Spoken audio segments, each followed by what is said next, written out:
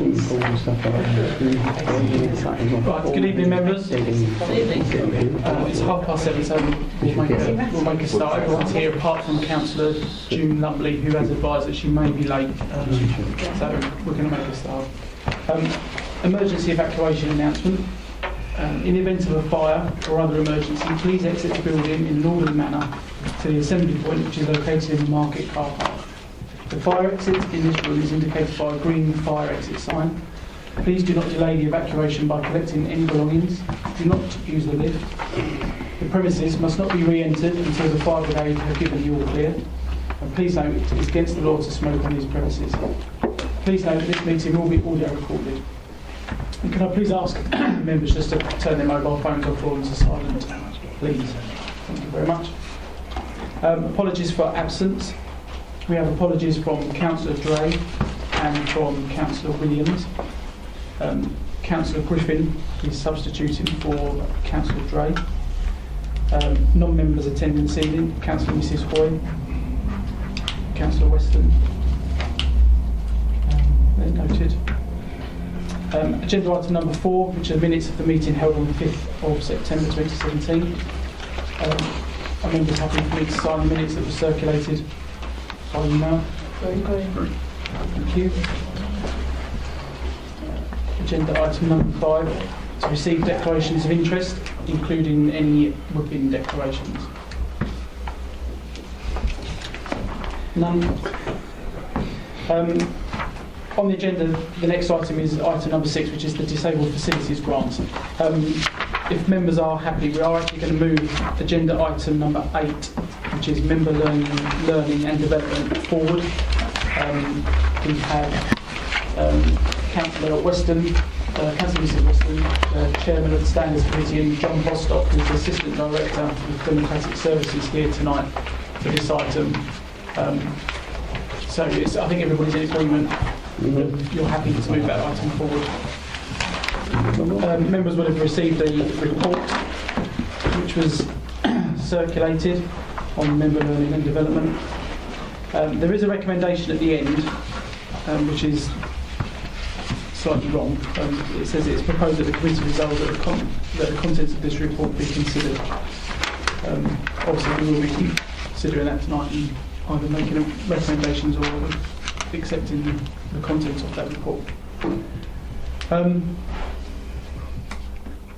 Councillor Weston or John Bostock, have you got any comments that you'd like to raise beginning of this evening regarding this report, or just answer some questions? Nothing to add in terms of the report itself, which members will have seen. I think perhaps it's worth mentioning that there's not a standard approach to member training across local authorities, and that Rochford's approach has developed from a combination of decisions over a few years ago. The Standards Committee include member training within its remit, albeit it's got much broader responsibilities, but it includes member training. That was a decision a few years ago. And requirements associated with achieving the externally measured charter for elected member development. Again, is something that's driven it over the years. Whilst there are many requirements associated with that charter,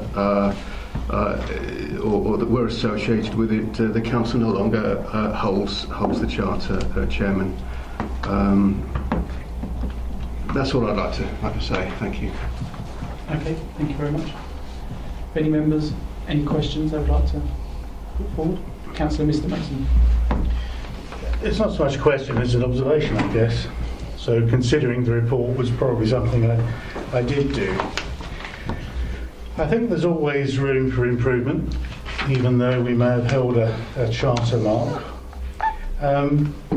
It seems to me that if we're going to improve attendance at training, apart from the mandatory ones, which of course is fairly good, then I think we do need to make some changes. to improve the extent of member involvement in the choice of subjects that are put to training. I know that members are asked to comment at the time of the feedback at the end of the municipal training year, but the report actually admits that that's not very good now either. So given those two things, I'd like to see a situation improved. I'd like to see some form of formal connection between members generally and the standards committee members, because if there was that connection, then I think there'd be greater input at standards committee on the presentation of the recommendations for a report for future training. But on the other hand, it would be better if it was something that was given input before that report came forward. So I've got nothing specific to recommend, except to say I think we need to improve that connection and responsibility for standards committee members to be better connected to the thoughts of members, and to have that in such a way that it would inform the officer's report in the first case. The other alternative, and maybe this is not an alternative, maybe it's an addition, it could be that group leaders get better input from members than many others, and maybe some form of panel could be put together to help inform that process of deciding on the subjects for the following or the oncoming year. So I've got two suggestions. One is some form of group leaders panel, which may well improve the communication between members and the training programme, and also some sort of better connection or maybe responsibility for the standards committee members to go and seek out exactly what members want to have in their training programme. We did have a recent change, as you know. The mandatory training for planning was changed at almost an 11th hour, and the reason for that was member input, because Councillor Hookway was with me, I think others were also. It was suddenly recognised that we had a major piece of work as individual members to consider the revision of the local plan and the process through it, and considering the evidence.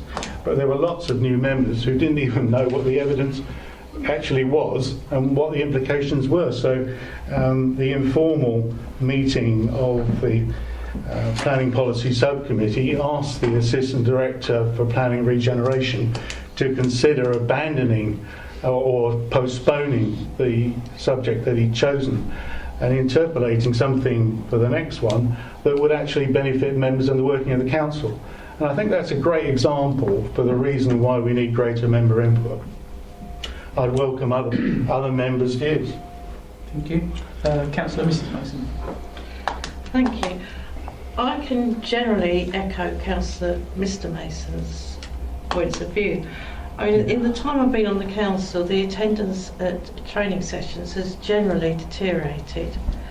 I personally think that a lot of the subject matter is not relevant to the member role and is actually more relevant to the officer role.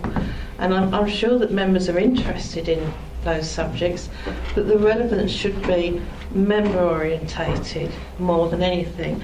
And I certainly think that members should have a much greater input, and I think the method for that would be and should be through the Standards Committee. That said, I think the whole looking of the training, the members' training, seems to be slightly dated. And looking back at the years when these decisions were taken and the input, I think that perhaps the Standards Committee should look at two aspects. One would be the mandatory training, and is that necessary, and if so, is it necessary to that degree? Because a lot of it is repetition.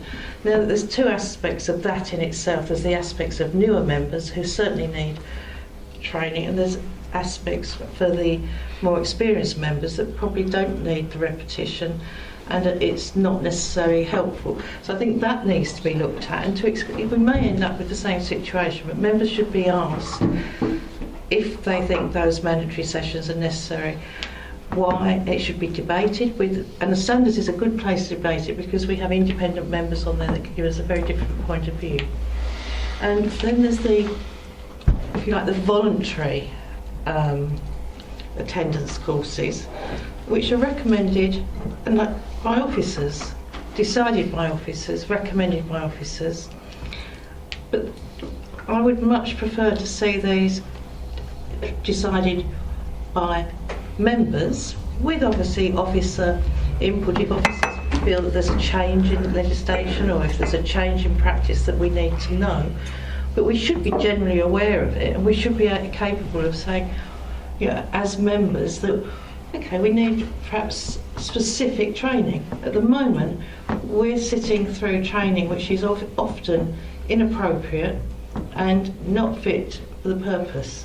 And I don't like saying that, and I'm not saying that lightly, because some of it is very good, but it has worsened over the periods, and I think longer serving members would probably accept that the relevance and the quality of training is not what it used to be.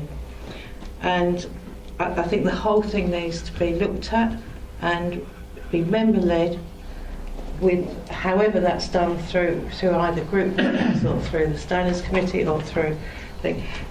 Just going back to these forms that returned, my understanding is when these forms were returned in the past with requests for training, they were ignored, which is why the forms are not being sent back, because members are aware that it has no input.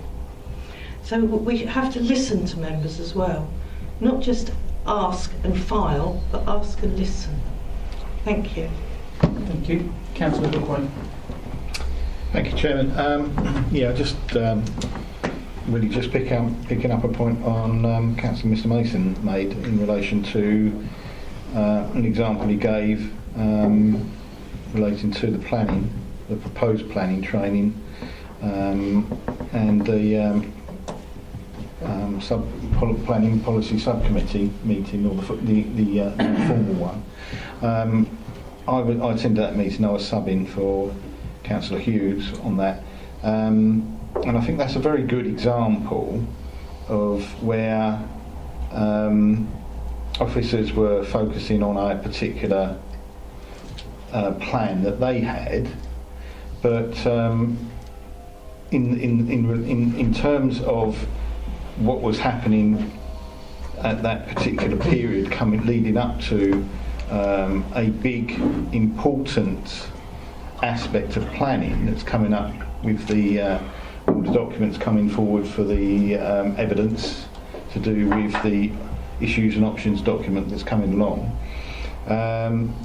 This was obviously a perfect opportunity to get as many councillors to be in a position to understand what is ultimately a very complicated process, to get them to understand as much as possible about that process before it goes into full council. There may be many members who have been on this council for a while and have been through the previous process, but there's a significant number that haven't, and that includes myself. So Councillor Mason's point about that is very well made at the meeting, and I think it's a perfect example where members' input will help to make the training much more appropriate to the work that they've directly got to be involved in. Yeah. Okay, thank you very much. Any other questions? Councillor Mr. Boyd. Yeah, thank you, Chairman. Just a couple of points. I'll echo Councillor Mrs Mason's views. I hope I'm wrong, but I've always had the feeling when I've returned the forms on training that they've been ignored. very rarely has anything changed. I think the only time it changed when I was quite brutal about one course in particular. I think lots of members were quite brutal about the same course, and I think things maybe changed then, but to actually have notice, it also included phone calls to us, one of the assistant directors about it as well. So it was quite brutal, and that's the only time I've ever known anything change. Otherwise, any requests or any comments seem to have been ignored, and certainly no one's ever come back to me to ask me questions about what I may have put on the forms or not put on the forms. A way to get more forms maybe it's very old-fashioned. I'd have to hunt for an envelope. At least I've got an office. I suppose I can find them in my office. But envelopes, stamps, post them back. For the annual one, it seems a bit laborious. Why can't they be online? That's a simple one. And through talking like that, I've now forgotten the second bit. Oh yeah, the second bit I've just underlined it, which is useful. The other point, when I'm looking at these courses, we've said in 3.4, as well as member input, the leadership team is asked to provide details of topics. I'd be interested to know how many of the topics put forward on page 8.2 were put forward by the leadership team, and how many were put through by members, and how many actually succeed. On the courses that I've seen come forward more recently, yes, some are interesting and some are good, but they have the sense that they are put forward by officers to help officers, rather than put forward to help members by members. That's it. Thank you. Thank you. Have you any comments at the moment about any of those suggestions that have been put forward, or mentioned now? Personally, to say different authorities take different approaches. Some actually do purely involve group leaders and members interacting with group leaders. Others may involve a committee. I think standards committee is quite rare, but as has been said, there's positives around a committee holding something. So nothing to there's various ways of attacking it, and the way it's being done now. It isn't necessarily the best way for the authority. It's just around talking. I've just got a couple of questions. When on the report 3.2 it talks about how many forms were returned, and it specifies only 14 forms were returned last count, which is dramatically down from an over 80% return. Would it be feasible to make that mandatory, that members have to return those forms? I think the problem, if not why? The problem with member training and including mandatory training, and Rochford's quite rare in having devised a mandatory training system, but anything mandatory around training can't actually be enforced. The only recourse is at the end of the day, when it comes to committees, perhaps not having some system where you don't get a vote, but there's no recourse. And again, I think, there's been suggestions about group leaders, and in some authorities, if a group leader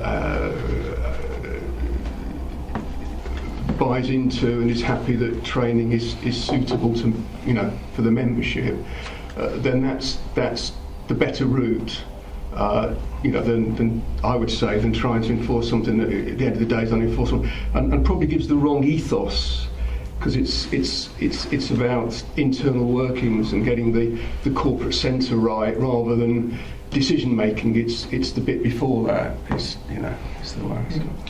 Also, resource implications. It says there about the budget for 6,500. Just for other members that might not know, does that increase, decrease, or is that a set amount? It's gone down in recent years. It's been quite targeted. That said, last Thursday the committee made a decision that might help the resource side of things in terms of adjusting training if attendance isn't at a certain level. It's separate from the review committee training budget. it's not an unreasonable figure. It's suitable for what the sort of training that's looked at. Yeah. And that figure of 6,500, obviously at the moment some training that's provided is extended to parishes Yeah. and a fee is charged. Yeah. Are those the income from that? Is that offset against that, or is that included within that? The income from parishes is marginal. It's that sum. I mean, Michelle, unless that sum isn't really made up very much of parish income, is it? It'll be £6,500 plus any £40 that we get. Yeah. So if we got Yeah. 3, we'd have another 120 added to that. Yeah. Thank you. Yeah. Councillor Hook. Yeah, just to be a little bit informative on the parish side of it, is I understand that parishes can send one member to a training course free. If they want to send any additional ones, they charge for any additional ones. Is that correct? That's the policy at the moment. It's something that the Standards Committee could look at, but that's the policy. Yeah. Councillor Newport and Councillor Mrs Mason. Just on the subject of parishes, do they complete the feedback forms, and how do they value the training? Is that being taken into? We never Okay. see them. Are you able to answer that? Do the parishes, or those that attend on behalf of parishes, do they complete forms? Michelle, could you comment Well, on that? they complete the feedback form at the end of the course as district members would, but they don't complete an assessment form, yearly one, because it's not designed for parishes. They're just invited to come along to appropriate courses. Thank you. Councillor Mrs Mason. Thank you, Mr Chair, for allowing me to come back. I think there's two aspects that need clarification. One is the feedback forms are collected up, but who sees them? We don't see them on the Standards Committee, and yet we're technically approving the training programme. So I think there is a concern there that the feedback seems to go into a black hole somewhere. And regarding the training budget, I think perhaps Michelle can clarify this. My recollection was there was also an amount of, I believe it was about £500 that members could apply for one-off training sessions if all group leaders approved it. I'm not quite sure the amount, but perhaps the group leaders could, as they had the authority and that advised me. I don't know if that's within this 6,500. I thought it was additional. So if I could have an answer to that question before I conclude. It's not additional, it's within it, and it's up to £1,500 within that, but it's taken out of the 6,500. Okay, thank you. I knew there was something there that hadn't been mentioned. I would like the recommendation altered to be more positive, Mr Chairman, and if the committee so agrees, I would like to propose that the committee resolves that the Standards Committee re-examines the mandatory training sessions and also ways of involving members in determining members' training.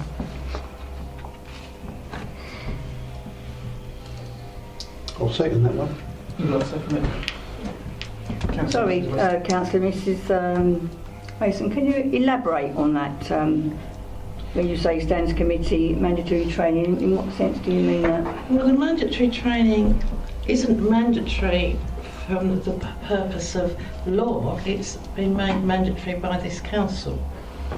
So I think going back, it was made in, I think, 2008, 2009, and the planning mandatory was made, I think, in, I'm not sure, 2010 perhaps.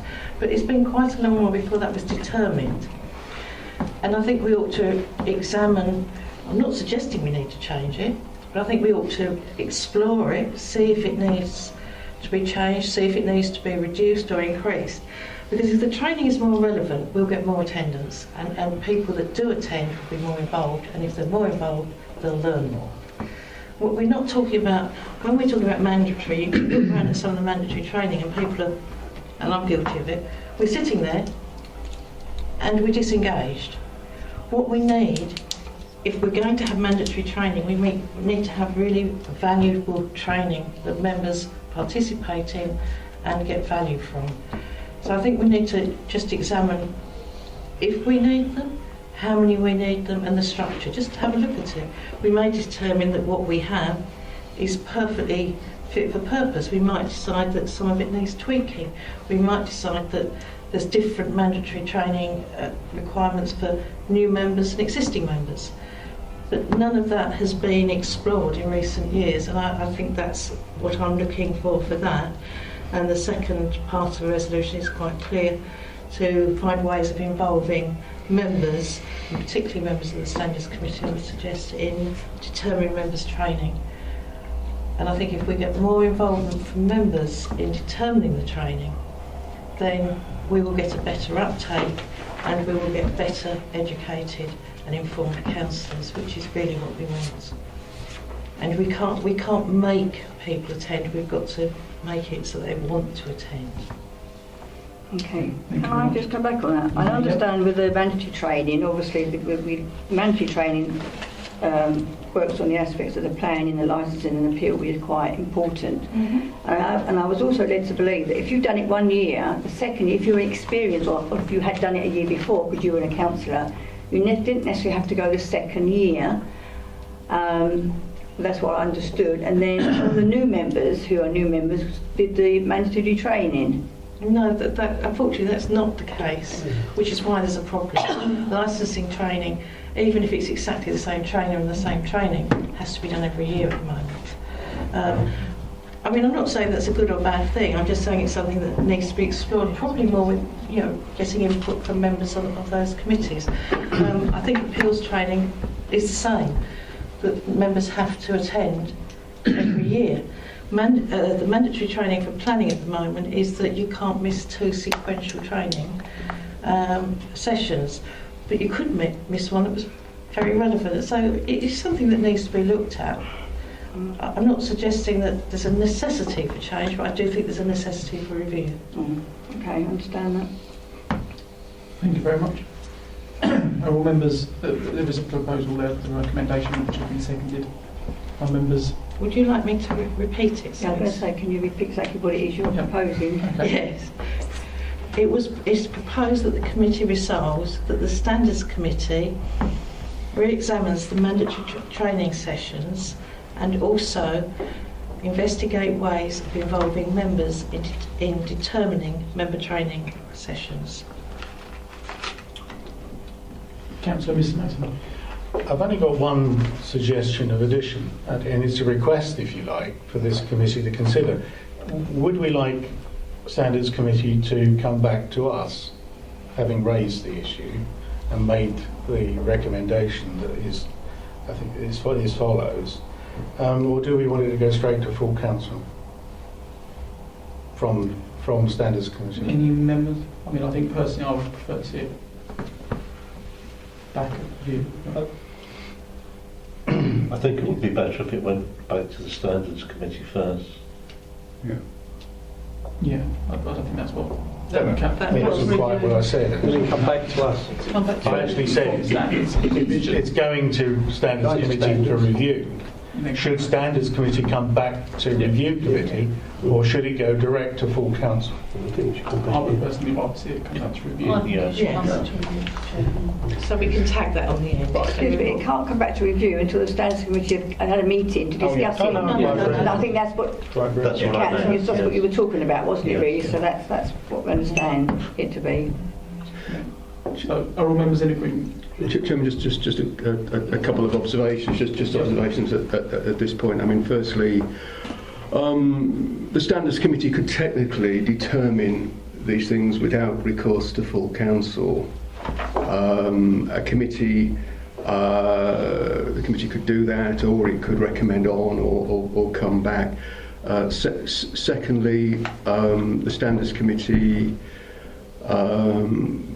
would potentially, maybe in liaison with the chairman, but I think with the sort of recommendations, consideration to a committee meeting in advance of, I think the next one's quite a way off, and to get to grips with this subject perhaps one, at an earlier point that would also allow a feed into, possibly into the next municipal year, so that these things are, if there is a decision made, it's this year. But they're just observations, Chairman. Thank you. Sorry, can you just clarify exactly what you're saying? Because I'm glad you asked. Firstly, the review committee could, if there was recommendations and the standard from here, and the standards committee considered them, they could determine them without recommending on to full council. That would be possible. And the other thing is that I don't believe, Michelle, I don't think there's a standards committee scheduled for End of March. End of March. Could we not have an earlier one? Well, this is it would be possible to, and probably with recommendations around member training, worth doing that and bring out all that's been discussed, so that something's in place. Two things, Chairman. That was just observations. Yeah. Mr. Chairman, if it helps, I'm quite happy to add on to the resolution that a special standards committee be convened to examine this aspect, so that any decisions can be implemented but in the next training municipal year, if the chairman is happy with that. And then I think that covers that. And I think councillors are aware that the standards committee can make their own determination, but as this has come up at review, I do think we need to see it, just see that they're satisfied with the result. Okay, so with regards to the recommendation, members, for there to be a specific meeting of the standards committee, which the chairman is in agreement with, are members happy for that as well to be added on to the recommendation? Yes. Okay, thank you. Councillor Mr Mason. Chairman, I'm glad you asked for clarification. I'm not sure if we got it, so I'm going to ask I'm going to make a supposition, if you like, or should we say my interpretation. There are many committees are what they call committees of full council. Standards committee, I believe, is one. Investment board is another. I even think planning policy is, but we'll come to that later. So, of course, a committee of full council can make its own decision without referring to full council, but when you're considering a training programme for the whole council, I think it would be a little amiss of standards committee not to go to full council on this matter. That is the sort of thing that the investment board would do. If the investment board can make a decision on matters and it feels comfortable, then it will. But in recent months, it is felt where things are of sufficient gravity and importance that they wouldn't reserve that to them. They would go to full council, and I think this is another instance. I think that's what Mr. Bostwick was saying. I hope it was. Yeah, that's quite right. That's also not possible. So yeah. I think we all felt that, but via the review committee. Correct. Okay. Which is a committee of full council. So there are some tweaks to the recommendation being put forward by Councillor Mrs Mason, or some additions, I should say. I've lost track. So there's this will go back to the standards committee to be reviewed as per your original With an addition recommendation, yes. with the addition that it would come back to the review committee Before going to full council, and also there will be an earlier meeting of the standards committee that's brought forward to discuss this specific issue. Yeah. So it's those three items, or three recommendations. And I understand that the general consensus that members are happy with that. Chairman of Standards is happy with that. John, you're happy with that? Okay. Right. Thank you very much. You're more than welcome to stay. Thank you very much. So I'll go on and work on my planning bits, not planning, but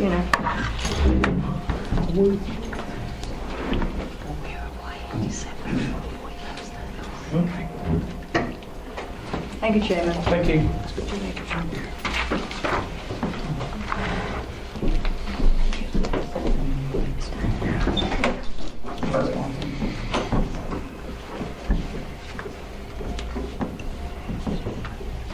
Okay.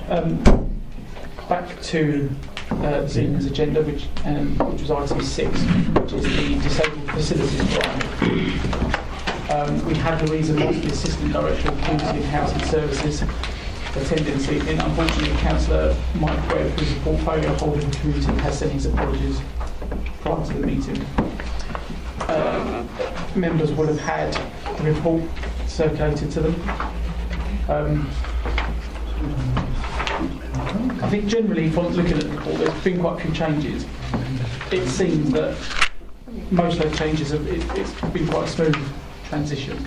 Perhaps you could just, I know that members have had a chance to read it, but if you could just perhaps summarise what. Yeah, I mean, I was just going to introduce, just saying it's an update on the performance of the Disabled Facility Grant Service, with significant focus on the fact that it's changed from a provider service to now a new in-house service. Performance levels, as you can see from the report, have been maintained, and in fact there's an ongoing improving efficiency. And as a result of that, because we keep catching up on efficiencies, for the second time this year, that we're going to be spent and committed probably by the end of this month, so there'll be prioritised waiting lists again.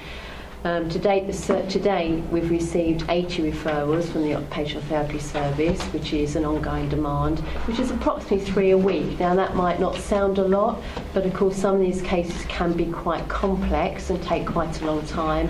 And also, believe it or not, these cases can take some months. Sometimes they can take up to a year or more. So we are still dealing with older cases as well as new referrals.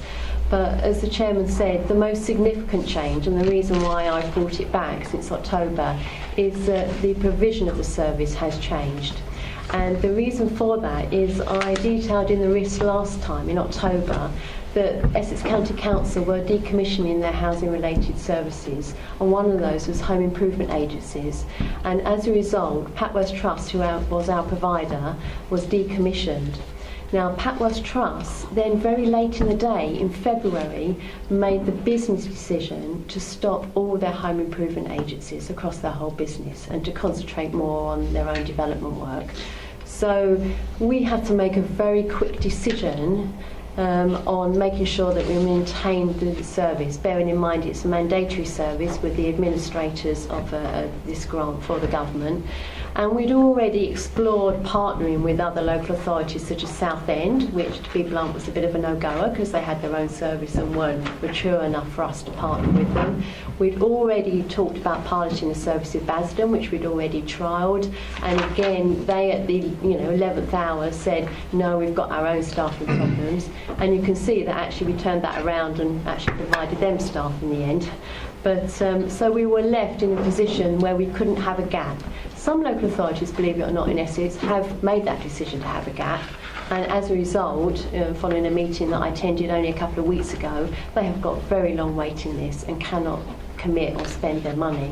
But we made the decision very quickly that we didn't want a gap, and also it was decided for us in a way because we had to 2P across 2 of the Patworth staff. So we've got a caseworker, a DFG Disabled Facility Grant caseworker, and a Disabled Facility Grant adaptation surveyor. They sit within the private housing service, within the environmental health team, and actually it's added resilience to the team in the private housing service because the surveyor is now doing some private housing work and the caseworker is effectively running the DFG service with the overview and audit of the private housing officer. So a bit longer than I anticipated, but if you've got any questions, please let me know. Councillor Mr Mason and Councillor Hawthorne. Chairman, this is in part a question and also part advising this committee of something that I came across, or Councillor Mrs Mason and I came across, and Louisa Moss is already aware of. I know it's not popular to speak about Sanctuary, but I'm going to. We came across a resident who had a leaflet from Sanctuary, and these were people who the family needed some support in terms of modifications to the home. I'll leave it at that. Louisa knows the full story.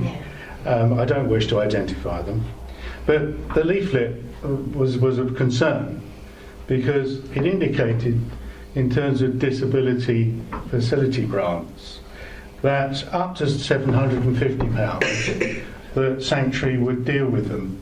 But over that, you've got to go to Rochester District Council.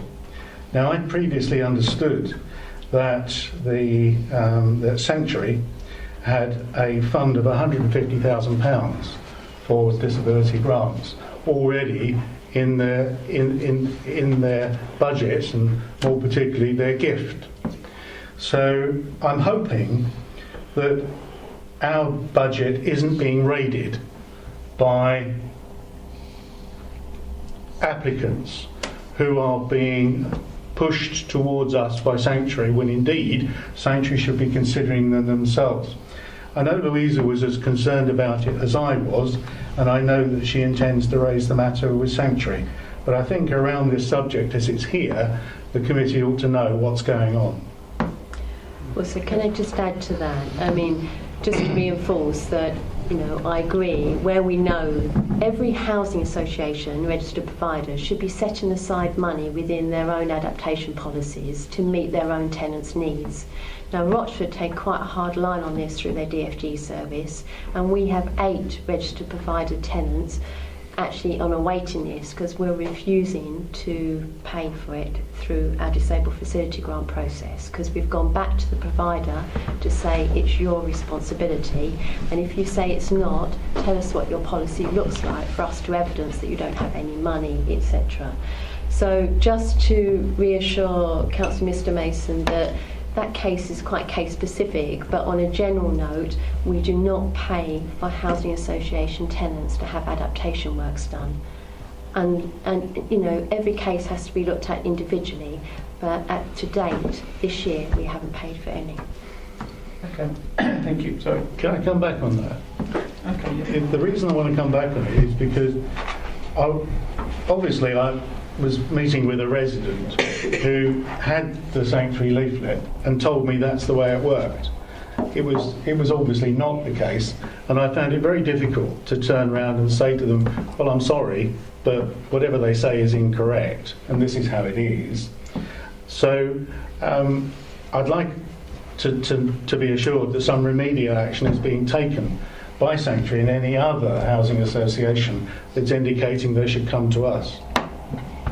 Just Take again, it, you've raised that. yeah, absolutely. We have a partnership meeting later on this month, and it's on my agenda, and I've already asked them to amend the leaflet, so we're going to have to ask for confirmation of that at the partnership meeting. So. Okay, thank you very much. Is that okay, Mr Mason? Thank you very much. Councillor Hookway.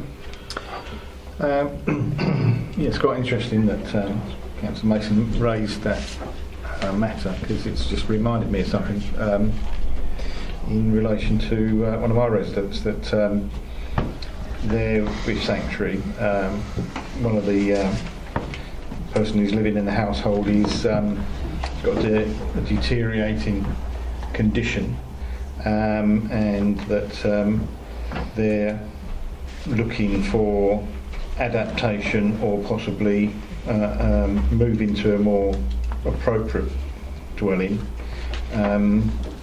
and I should update myself of their situation, because as far as I'm aware, they still haven't had either happen, and this is a matter that's ongoing for, I think, getting on to nearly 2 years. So I don't know if that's a sort of situation where Sanctuary might be dragging their feet with them, hoping that something else might happen. But I'm going to have to personally sort of like find out what their current situation is and see what is actually happening with that particular issue. It wasn't the original question I was going to ask. The original question that I wanted to ask Louisa is that it would seem that your money that you get for the grant covers you for 6 months, and then you're just sort of like treading water for the final 6 months. Is that is this the way it is year on year, or is it which way is it going? Last year I reported because performance wasn't good previously, and we increased performance, and as a result we are catching up now on getting people through quicker, and of course we're spending things quicker. That unfortunately doesn't happen overnight. We're now in the second year and we're still in that scenario. As you rightly say, we're getting to 6 months, 7 months. I also had a top-up of capital grants, and I'll be putting forward an application for further capital monies for next year to support us. Whether that's approved or not is another thing. So I have to be realistic to say that we've probably got another full year of possibly, waiting lists going forward, and because the demand's not decreasing. Yeah. Thank you. Councillor Mrs Mason. Thank you, Mr Chair. Could I, through you, ask you, Louisa, you just mentioned that you've got 8 clients on there from housing associations. Are they all the same housing associations, or how many are involved? 4. 4. So it is a widespread problem, it's not a specific problem to one. And I know that last year we ran out of resources and then we have a waiting list. Yeah. The people on the waiting list that from last year, are there still any on the waiting list from last year? So from that point of view, we have cleared last year's waiting list. I mean, there's no waiting list at the moment. Obviously, we're looking at every case very closely. Everyone that's on the waiting list previous have obviously all gone through the system now. And those that do become on a waiting list eventually are prioritised according to need. And they're looked at again should their need change. Okay, thank you. Okay, thank you. Councillor Stanley. Thank you, Chairman. Just a couple of pointers really that I'd like to know. As this home improvement service has been discontinued, then I'd like to know just how much pressure you can apply to perhaps the owners or of the people that are involved in getting the modifications done to the premises. How much pressure can you apply to that? Apply to what, sorry? To the fact that you've got 750 or £750 is the limit, I think, or something like that, what you're talking about. And if that person doesn't, it's all right saying to that person, no, this is the way it works, or that's the way it works, but this person's still in the middle, trying to get the work done. How much pressure can you apply to get that work done, either through a sanctuary or somebody like that? Well, for any housing association that's refusing to carry out the works, we just have to take it case by case. I mean, ultimately, everyone's got the right to apply for a mandatory disabled facility grant if they're eligible. And, we don't like to see the client stuck in the middle because it is about the client at the end of the day. So we just, what can I say, we put as much, the pressure is that we ask for their adaptation policy, we ask for evidence to spend a commitment against their budget, we look at the client's need, we balance a load of things up and, we see what route we take. At the moment, we haven't taken our DFG route and we've got quite a few cases done through a housing association as a result. So, I can put as much pressure as I can. I'm not too sure how to answer it really. I mean, that was a specific I was just thinking case. about while you're discussing all of this person's in the middle, and if it takes, I don't know what length of time it is, but it does seem to me that whilst you're to-ing and fro-ing, this person's stuck in the middle there because their lives are not getting any better, and finally it doesn't resolve anything. I mean, what I was thinking of is that perhaps there's a mediation there where you can say to whatever housing association it is, let's get this job done, whatever, and then we'll sort out the finances afterwards. It'll get to the stage where we might come to an impasse. As you say, you'd never want the clients who will wait more than several months, because some of them are critical need. That's exactly and certainly if it's a basic bathing need or a toileting need, you'd have to weigh it up. And some circumstances, some local authorities make the decision across all housing associations to do 50% grant, 50% from the housing association. We're just taking a hard line and saying no, we don't want it because our budget is so limited and we're spending it. So for some cases we do come to compromise, but it's very few, I have to say. And it doesn't mean clients just wait there forever for things to be done. We keep monitoring it. I think the one that's been on our list the longest is 2 months. My other question really is the do officers that you've got, where you say that one of them is to do with the private housing. When you say private housing, what do you mean exactly? What I said is the DFG adaptation surveyor is helping the private housing service.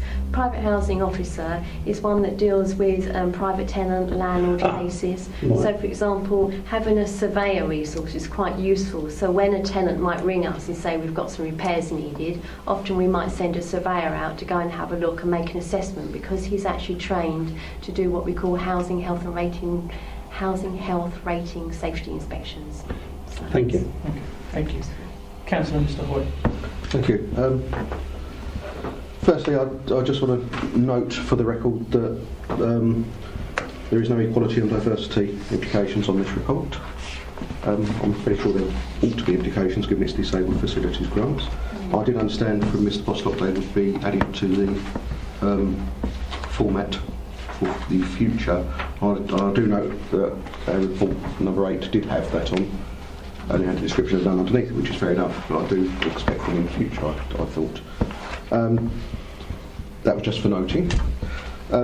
Moving on, I did also have the same question as Councillor Stanley, and it does concern me that there may be people falling between us and sanctuary where we can't enforce it. I do take your point that the longest they have waited is 2 months, but even then, if they need the facilities, it is still quite difficult for them. And I also understand that it's not just sanctuary, and sanctuary is the one where we have committee members. Do you speak to our committee members to make sure they're aware of this? Because surely the committee members on sanctuary would have some power, I would hope, to actually get them to spend their £150,000 appropriately. Is that part of what we do? I mean, today, I've got 2 sanctuary cases on the list. I haven't had a need to go to committee members, and I agree that would be a way forward. But actually, we're talking quite actively with sanctuary about these 2 cases. So, and I talked to them at partnership meetings about updates on them. So. Okay, but the other ones, we don't have a similar situation with the other one, so it just does concern me. But I do take on board. It's harder with the other ones, I must admit. So, we do propose actually to have going off a piece of it, a registered provider forum to talk about a range of things and to get officers around the table, and that would be one of the agenda items we need to talk about, which is our approach to disabled facilities grants and how we manage that going forward, so clients don't get caught in the middle and have to wait for any length of time. Yeah. So.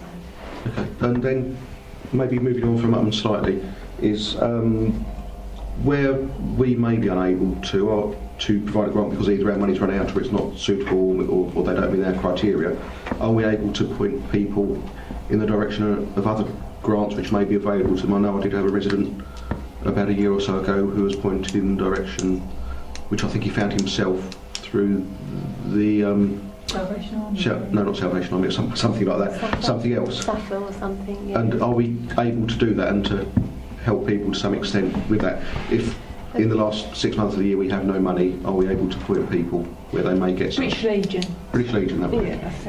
Yeah, of course. I mean, sometimes it's not about even being able to. Some people have a means test because we're administrators of this process. It's dictated by government, and the means test. If people aren't meeting the means test, again, we have to signpost them. As you rightly say, there's SAFA, there's British Legion, there's Salvation Army. We've also got our suggested builders list where they are very competitive in the way of costs and choices there. It is difficult because these adaptations average, level access shower averages about £4,000, so it's a lot of money. But often people can lend pieces of equipment, and also we would often advise people to go back to occupational therapy to see if there's any other equipment that they can have to meet their needs short term, like portable ramps and things like that. Okay. Just 2 more points really. When you're talking about the average is 21 weeks people wait, that's from the beginning of the process to the actual completion of the work, so that's partly outside of our control, partly within our control. It's the whole DFG journey, so I recognise it as the day the client, we get the occupational therapy referral to the day that the work's completed. It's got loads of dependencies on it, and it is even more out of our control than it used to be, because you can see from the report that we're making it much more self-serve, so it's up to the client to get the estimates, etc. So it is... do we have a measure of our part in that, which we may not have to do, but do we measure how efficient we are in that, how quickly we process our part of this work? To tell you the truth, that's something we need to improve on. I mean, in our step-by-step procedures, we talked about the housing adaptation surveyor going out in 15 working days and doing the cost, well, going and do the cost checking within 15 working days. I think we can tighten up to say how quickly our caseworker would go out if they choose to have our caseworker help fill out the forms. So I do recognise that's something we can tighten up on, but again, you know, it will depend, the whole 21 weeks will depend a bit, mostly on the client, to tell you the truth. Okay, that's fair enough. You answered the other points there. The only other and final point at the moment is around 3.9.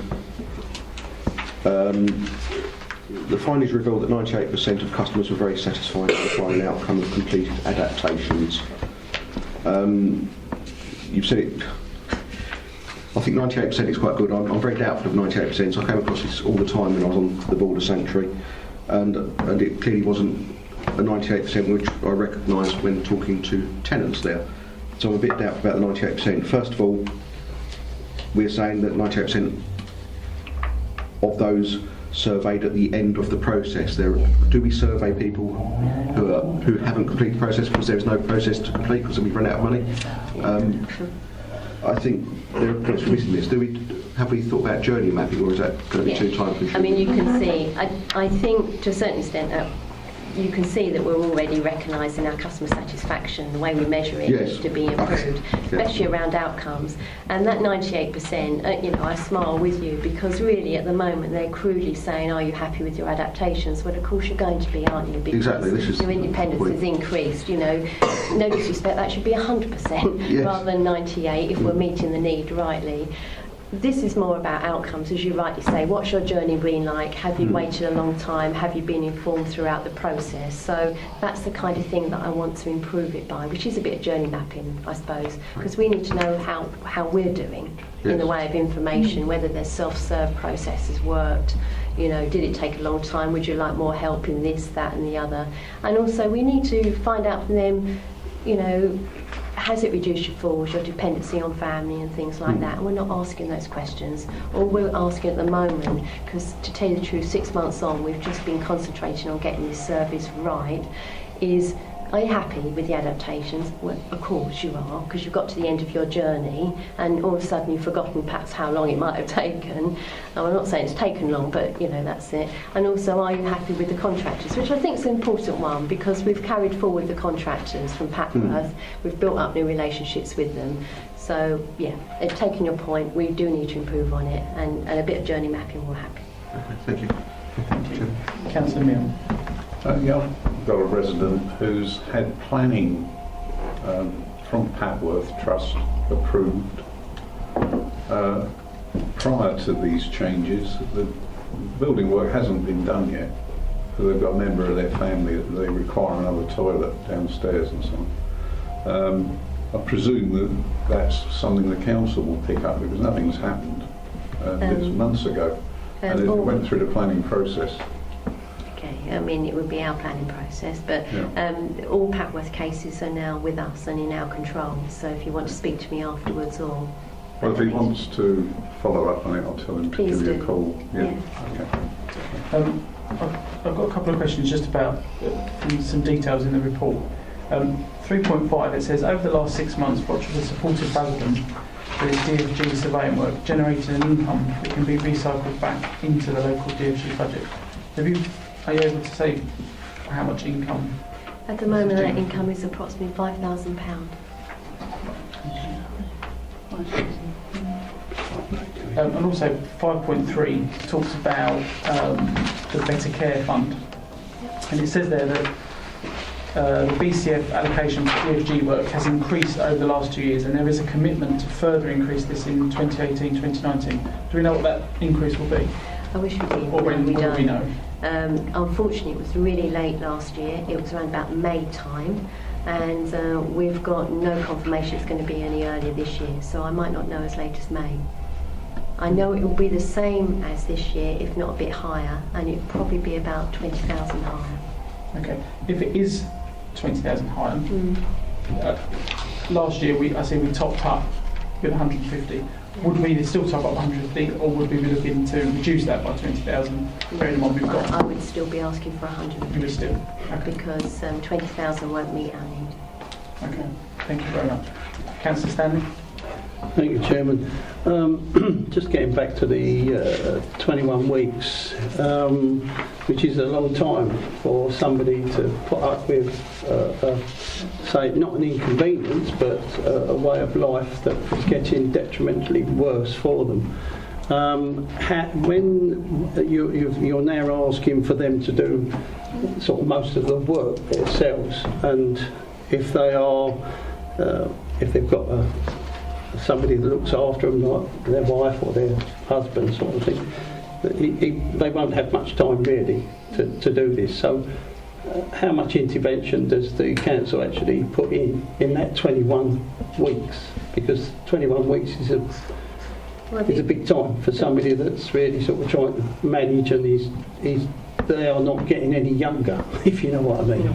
And just to clarify, obviously the council aren't taking 21 weeks, that's the whole process, and it varies from client to client. But clearly, if a client is not capable or hasn't got the capability, or they're in crisis, then the caseworker, that's the whole point, steps in and literally holds their hand throughout the journey and will help them with estimates, fill out forms, etc. I'm not saying that's going to reduce it significantly, but will reduce the pressures off the family. So, yeah. Although I say self-serve, most clients take up that option if they're very able to. But if not, we step in immediately and help. And that really is filling out quite complex forms and all the forms that go with it, and particularly to help them get estimates. But not to, just help them through the process and be with them and guide them through. It is later on in life where the if you like, the occupants don't understand what they're asking for, let alone what they're reading at times. I agree, there are some cases. Most of them, as you say, some clients have family and friends and want to control it, and that's absolutely what should happen, really. So, Fine, we do thank step you. in. Thank you. Councillor Mrs Mason, are you? Thanks. Yes, I'd just like to ask a question. I'm not sure that this comes under our auspices at all, but it is something that affects the residents that are applying for these grants. We tend to come in, as I understand it, when we get the OT report. What concerns me is possibly the length of time before someone's need is there, and the OT assessment and the report reaching us. Do we have any idea how long that part of the journey is? I know it's before it comes to us, but if you're adding that on to 21 weeks, it could be a significant time. At the moment, the Occupational Therapy Service, through their lead officer, is telling me there's no waiting list. So clients that are ringing up through social care are then being obviously referred into the OT hub, and they're picked up. Yeah. So I think you're probably talking average 5 to 10 working days. So that's another 2 weeks. Yeah. Probably. Yeah. And then once they're seen, the report, how long does that take? They've got a commitment to do it within 20 working days and turn it round to us. 3 weeks. So we're now, let's say you're talking about a month before it comes to us. Okay, thank you. But during that time, don't forget, the occupational therapist would have probably assessed for equipment for immediate critical need and things like that. So there's lots of cases that don't come to us, it's only for major adaptations, but agree. Okay, thank you. Okay. Thank you. Yeah, I just want to raise one thing. It's to do with Sanctuary. They say that they only go up to £750. Was that right? And then the rest. I can't remember what it said in the leaflet. Yeah, it was £750. Yeah. Well, it's very surprising it's quite because common. Sanctuary's annual turnover was £299 million last year, and that's all they can find is £750. It's, to me, that just it's not right. To mess these people about, send them to Pillar Post, and in the end, it's Rochford that got to pay for the alterations.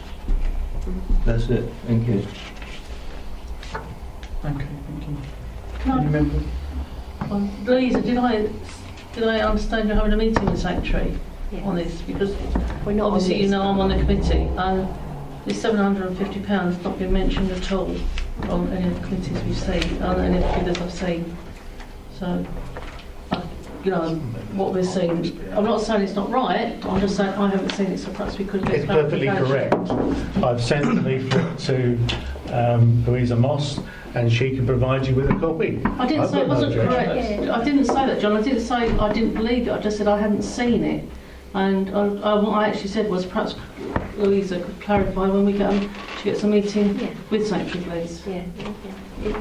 It's quite, as you say, it's correct for Sanctuary, and it's quite a common approach for registered providers to set a maximum before they start considering whether alternative accommodation might not meet the need more of their tenants. Right, thank you. Okay, thank you, members. Thank you, Louisa. There is a recommendation to note the DFG service and the ongoing work. Members have to count that.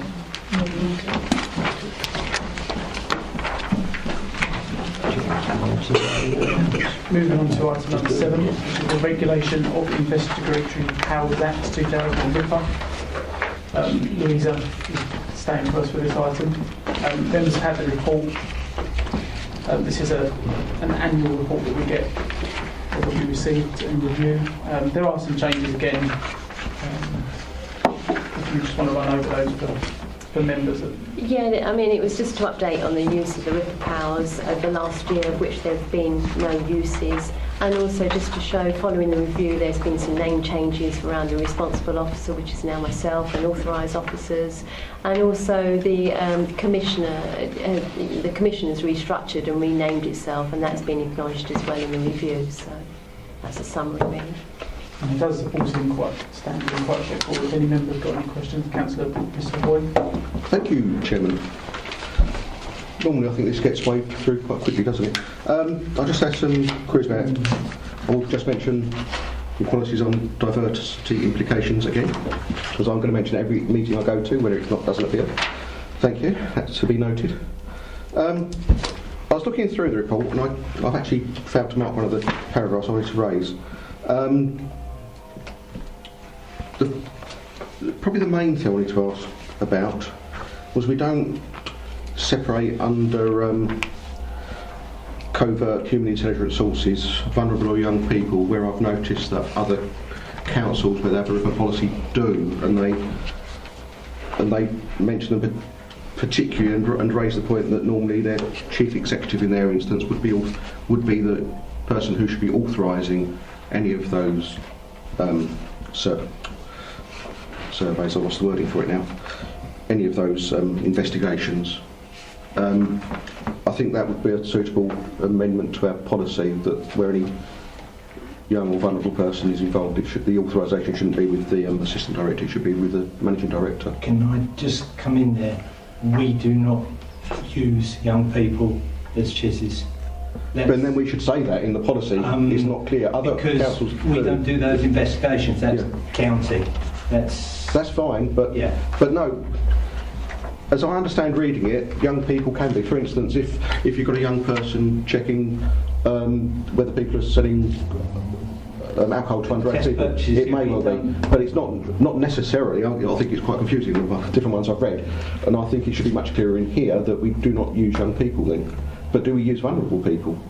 No. Could there be how do you know they're a vulnerable person? We should say so. We don't actually use chises at all. We don't actually use... But we have a policy for it. I know we have a policy, but certain bits we don't are on our statutory duties. I mean, we certainly can amend it if that's what members want. I mean, it's passed scrutiny by the Commission in the last couple of years. I'm happy to be corrected, but reading these policies, they're not necessarily saying it's the chiz for the wording you use. Well, I'll use that one. Maybe a young person about something else, such as the underage. It's not an investigation into them themselves, but they're the person being used as well. Yeah. which is the case there. So we need to say that we will not use. I think the policy needs to state if we're not going to use them, we do not use young people, or we do not use vulnerable people. Yeah. Or if we do use them, they must be authorised by the managing director. Yeah. I think it's quite We won't important. use it. Yeah. All right, we'll just say that we won't use them. Yeah, we will not. Yeah, We do not use vulnerable or young people. That's, okay, thank you for that. I've done that. I was also going through. That was the main point actually, but I was also just checking through about the people we have authorised in the appendix. We have mentioned them in our Annex 2, where a lot of, or a number of councils, careful my word, a number of councils don't mention by name the authorised applicants in the actual document. We seem to have, they seem to be happy to appoint them throughout the year as needed. We seem to have a lot of environmental health people authorised, which presumably is around potential waste disposals, I would guess,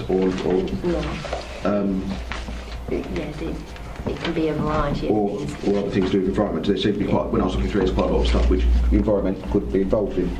I'm surprised one of the areas I would have thought we would, or it could use it, is in benefit for all, and I don't see any benefit officers down. Is there a reason for that? All kinds of river and covert surveillance is now carried out by the DWP.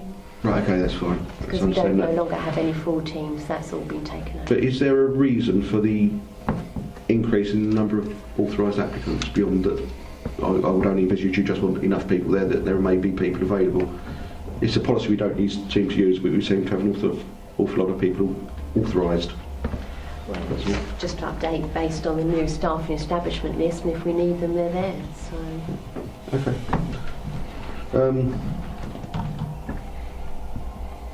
I'll leave the other points in. That's the main thing. Okay. Thank you. Okay. Again, there is a recommendation at the end of that report to note the council's use of RIPA, and that the council notes in the council's RIPA policy set out in 4.3. With the additional... Yeah. Thank you. Members happy yet? Okay, thank you very much.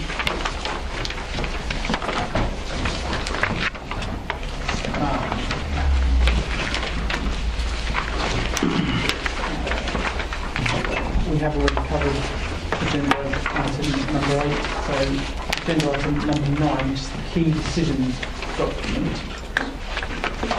I'll pass over to Paul with regards to this. Sorry, Louisa, you... No, that's okay. Stay on. Thanks, Louisa. That's really good. Thank you. Okay, key decision document. You'll notice there wasn't a key decision document this month, as the 4 planning policy documents have been removed and will now be going through the planning policy subcommittee, which I think is what members wanted. Yes. In relation to that, there was an item that members wanted for the Assistant Director of Planning to come to the committee to talk about those documents. I've put it on for next month. Is that still required? Councillor Mismon. If I could speak to this, because I've thought about it a little more perhaps. I mean, obviously the reason we raised it here is because we are the scrutiny committee, and it would have appeared from where we were sitting, and indeed I am a member of the planning policy subcommittee, and I hadn't heard a thing, and nor did Councillor Hookway. It was perfectly reasonable and understandable for us to, or as a committee, to ask for an update and pursue it appropriately. But of course, things have been superseded by action, which I suppose in many senses is what we wanted to happen. So these reports, and indeed all of the other evidence, and there's probably a list that goes on for at least 24 significant documents, have all got to be reviewed by the Planning Policy Subcommittee. And as I mentioned earlier, there will be a training session in November so that all members of the council can appreciate what these evidence documents are and what the implications are of them, even before the matter gets to planning policy, and more particularly to full council. And there is a full council to consider this, a special full council on the 28th of November. I've reflected also on the status of the Planning Policy Subcommittee. I've come to the conclusion, and this comes back to something I was talking about earlier, that it's a committee of full council. And if that is the case, and as indeed it reported in June as a committee of full council to full council, then of course it becomes a decision of full council, which in itself is not something that scrutiny can actually undertake. So I'm not sure at this point what role overview and scrutiny or review committee would play in the local plan process anyway. And I'd kind of invite either Mr. Bostock, who's still here, or Mr. Gowers to comment on that and whether I'm correct. Having looked into it and also discussed the matter with my colleague, yes, you are correct. As I suspected yesterday, it is a committee of full council and they recommend into council, and therefore scrutiny doesn't come into it. Councillor Hookman.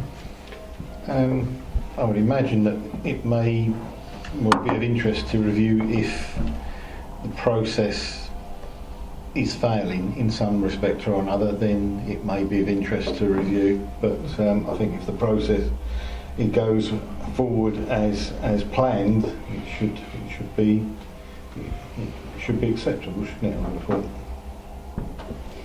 Yes, if I may, Chairman, comment on that. The only time I think that review committee might put its hand up is if at some stage the government in any way suggested that we were behind the curve and therefore behind their expectations for the revision of the local plan.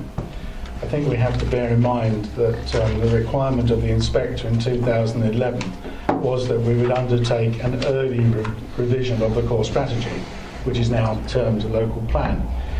There have been several consultants who have commented that Rochford may fall into a supervisory situation, but our officers are confident that won't happen. But if it did happen, then I think review committee would be the appropriate place to take charge of it, because clearly planning policy committee, as a committee of full council, would have failed to do its job, and full council itself had probably failed as well. So I think those would be the circumstances when something would happen.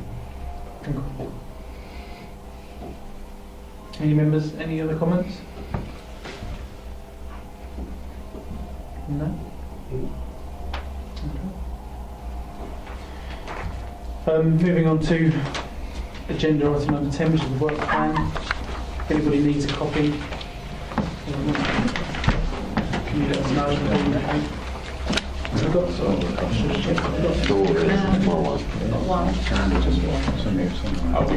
Yeah, and building control. We've got one here. Everyone look at one. Okay. Right, can you just It was rather complicated then. Yeah, but that's different. Took me at least half an hour, I think that's right. Right. If we look at the 7th of November, bearing in mind there I'm going to cross out the bottom one, the planning policy key decisions.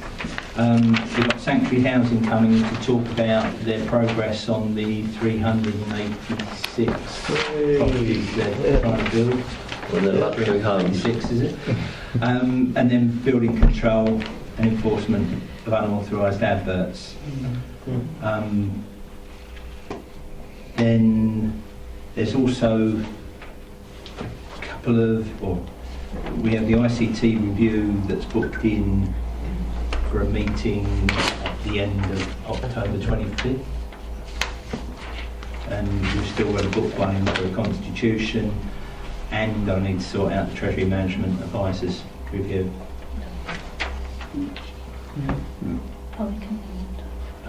That's about all I've got to stay on at the moment. Oh, what was the October 25th? You're not on the ICT review. Oh, that's fine, so good, thank you very much. the members that are have already been sent the paperwork. Just like a bit worried that briefed that it might adequately, I think. Yeah. That's good. It's quite a lot there. I'm just happy with that, members. Okay. That concludes the meeting then. Thank you very much.